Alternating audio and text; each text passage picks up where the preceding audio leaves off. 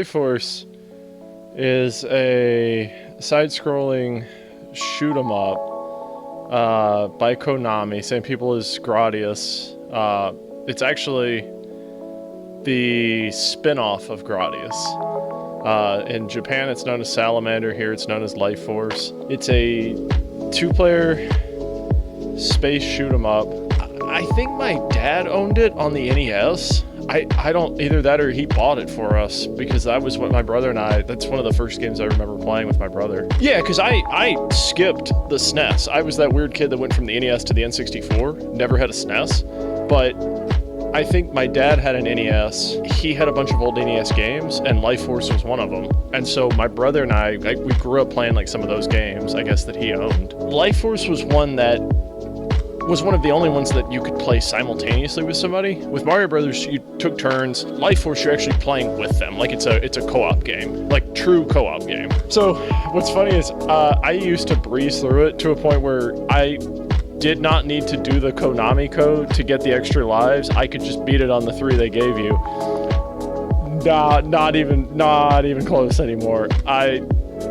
I don't know if it's just I've gotten rusty or my reflexes, or I don't know, but it's bad. It's bad. I also like it because it only has 7 stages. It's a fairly short game, but what I like is if you, at least on the NES version, I'm not sure if the arcade version's different, if you don't meet a certain criteria on the 4th stage, it loops you back to stage 1. But it's not impossible to do or anything, it's just if you don't know that, you will continue to get looped until you figure it out. I remember looking up guides on how to beat it back when it was like ASCII, like wiki, or not wiki, like Wikipedia was barely even a thing. It was just, you got lucky if you found a guide for the game online. The first time my brother and I beat that game together, that was great. That was like really rewarding to us as kids. Level 3 in particular is one of the hardest ones because it's the one, and you and I got to it at one point,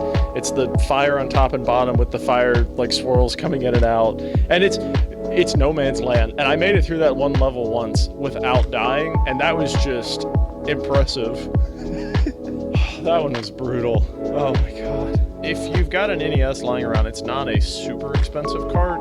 If you've got a Switch lying around, they did an arcade archives version of it, which actually includes 3 titles. It includes the original Japanese version, the American version, and the re-localized Japanese version where they took the American changes, made more changes, and brought it back to Japan.